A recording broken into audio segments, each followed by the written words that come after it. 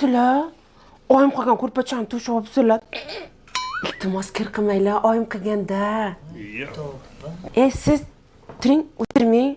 Cho'kib ketadi paxtasi. Onangni qilgan ko'rpachasimi bu? Oyijon, no. Tintakmisiz? Bu fujerda meni oyim berganlar-ku. Mana piyolada ichavering, o'lib qolmaysiz. Mana qara. Shu onang fujia jo'natibdi, farosatdan qo'shib jo'natmabdi-da. Aytaymi, olib kelsammi? Oyim aytuvdilar-da, nima kam bo'lsa ayt, olib kelib beraman dedi.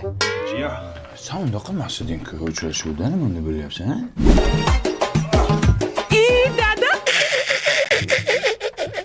Oyim qilgan bandi xalat kiyibsiz, tentakmisiz?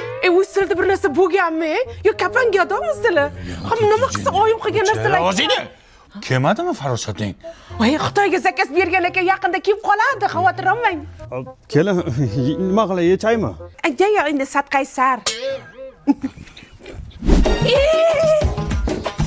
Welcome. Sizlar toza tentak ekansizlar-ku. Nega oyim qilgan choynak pochta ishlatyapsizlar? Tur o'rningdan. Sen choynak po'shingga tur o'rningdan. Xitoyga boramiz. Inangni boramiz, tur. Aya dada sizlar ham turinglar. Yuringlar. Onamga boramiz. Onangni. Aya, dada, men Tavrabdan yangi uy oldim. Tayyor kadastri bor, tayyor remonti bor. Shunday kirib yashaymiz bo'ldi. Oyim qilgan ko'rpa to'shaklarni ham olib kelamizmi? G'unchaqa. Jim o'tir. Hisob pulni qaydan olding?